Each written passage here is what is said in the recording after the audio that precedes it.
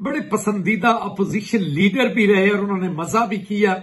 और पीटीआई के जो मुनहरिफ अरकान में उनका सबसे पहला नंबर था वो थे राजा रियाज। और आज राजा रियाज ने NA 104 से समझ लें कि उन्होंने दौड़ लगा दी है।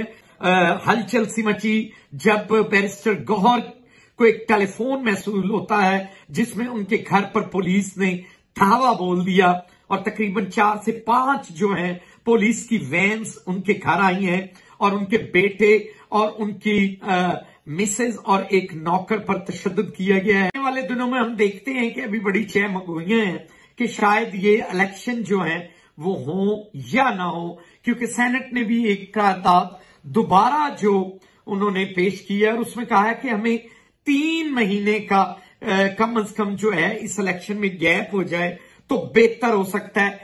जी बिस्मिल्लाहिर्रहमानिर्रहीम, आपका होस्ट इमरान मान और आप देख रहे हैं DPN TV। और सबसे पहले आज की ब्रेकिंग न्यूज जो फैसलाबाद शहर से है वो आपके बड़े पसंदीदा अपोजिशन लीडर भी रहे और उन्होंने मजा भी किया। और पीटीआई के जो मुनहरिफ अरकान में उनका सबसे पहला नंबर था वो थे राजा रियाज। और आज राजा रियाज ने NA 104 से समझ लें कि उन्होंने दौड़ लगा दी है और उन्होंने वो हल्का खाली छोड़ दिया है और वो इलेक्शन से बाहर हो गए। और उन्होंने कहा है कि मैंने इलेक्शन नहीं कॉन्टेस्ट करना, बहाना वही पुराना कि वो बीमार हो गए हैं जी, तबीयत की खराबी की वजह से वो हल्के के दौरे नहीं कर सकते। क्योंकि चंद दिन उन्होंने हल्के के दौरे किए तो उन्होंने पोजीशन देख ली कि अवाम के अंदर क्या रद्द अमल है। इस तरह NA 104 से राजा रियाज जो हैं वो इलेक्शन से बाहर हो गए हैं। उन्होंने इलेक्शन ना लड़ने का फैसला किया है।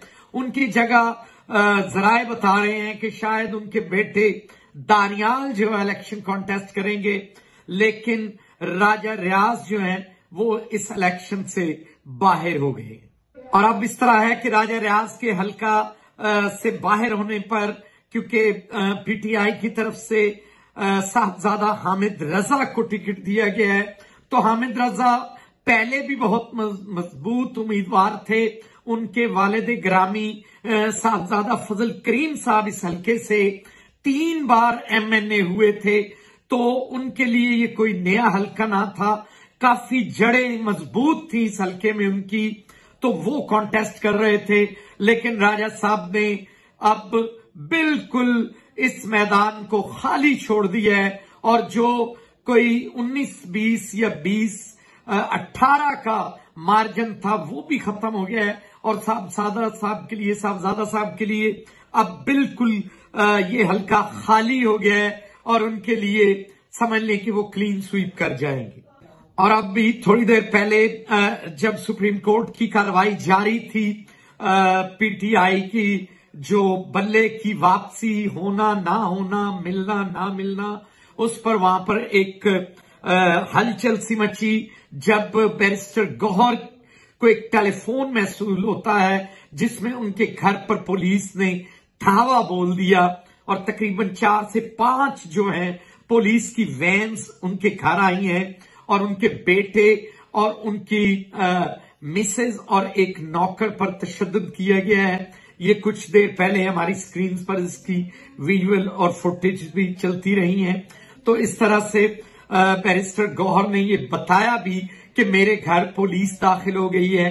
तो वहां पर सुप्रीम कोर्ट की हेयरिंग में ही ये चीफ जस्टिस साहब को भी पता चला कि बैरिस्टर साहब के घर जो है वो पुलिस गई है। और थोड़ी देर पहले हमारे जराए बता रहे हैं कि इस किस्म की ही कार्रवाई उमर अयूब खान के घर भी हुई है और पुलिस ने वहां पे धावा बोला है। तो इस तरह पीटीआई के जो मुख्तलिफ लीडरान्स हैं उनके घर धावे और मुख्तलिफ जो है टैक्टिक्स अभी तक जो है इस्तेमाल की जा रही हैं। और अब देखते हैं कि आज चीफ जस्टिस साहब का जो है मुझे लग रहा है कि आज फैसला भी आ जाएगा। लेकिन पीटीआई ने भी एक नई स्ट्रेटेजी और बी प्लान जो है वो भी तरतीब दिया है और उसमें अब बैट्समैन को वो ले आए हैं बल्ले की जगह।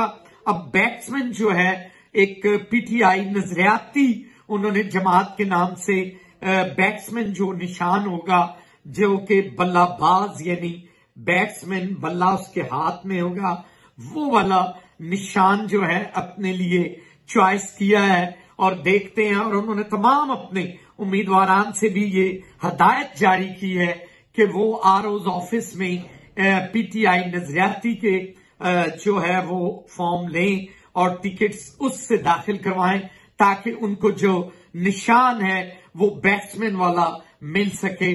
तो मेरा ख्याल है कि बी प्लान तो सामने आ गया है। मुझे लग रहा है कि सी प्लान भी पीटीआई के पास मौजूद है, लेकिन बी प्लान का जो पत्ता था उन्होंने वो शो कर दिया है। तो आने वाले दिनों में हम देखते हैं कि अभी बड़ी चहमगोइयां हैं कि शायद ये इलेक्शन जो है वो हो या ना हो, क्योंकि सेनेट ने भी एक करारदाद दोबारा जो उन्होंने पेश किया और उसमें कहा है कि हमें 3 महीने का कम से कम जो है इस इलेक्शन में गैप हो जाए तो बेहतर हो सकता है, क्योंकि मौसम भी उसमें बेहतर हो जाएगा और हम जो है ये जून जुलाई तक अगर इलेक्शन चले जाए तो इसमें बेहतरी आ सकती है। और आप नाज़रीन समझते हैं कि जून जुलाई तक बहुत सारे लोगों को आसानी भी हो जाएगी, उनके लिए ग्राउंड भी खुला हो जाएगा और वो इलेक्शन बड़ी आसानी से लड़ सकेंगे। तो इसलिए 3 महीने के लिए अब सेनेट में दोबारा जो है वो करारदाद पेश कर दी गई है।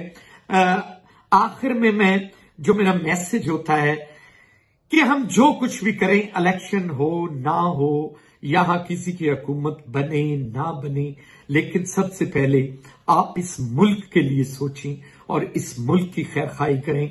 इस मुल्क में रब्बे ताला अपने खसूसी करम करे और इस मुल्क में इतनी आसानियां हर बंदे के लिए पैदा हो जाएं कि हर बंदा खुशहाली की यहां जिंदगी गुजारे। गरीब आदमी अपनी रोटी जो है उसे सही तरीके से मुयस्सर हो जाए और उसके लिए कोई तंगी ना हो, कोई भूखा ना यहां सोए, कोई फाकों से खुदकशियां यहां ना करें। और हम सबको ये मिलकर दुआ करनी चाहिए कि इस मुल्क में खुशहाली हो और हम सब मुत्तहिद होकर इस मुल्क के बारे में सोचें, अपने इदारों को मजबूत करें, सबको एक पेज पर आना चाहिए और इस मुल्क के लिए यहां आना करें। और हम सबको ये मिलकर दुआ करनी चाहिए कि इस मुल्क में खुशहाली हो और हम सब मुत्तहिद होकर इस मुल्क के बारे में सोचें, अपने इदारों को मजबूत करें, सबको एक पेज पर आना चाहिए और इस मुल्क के लिए काम करना चाहिए। पाकिस्तान जिंदाबाद।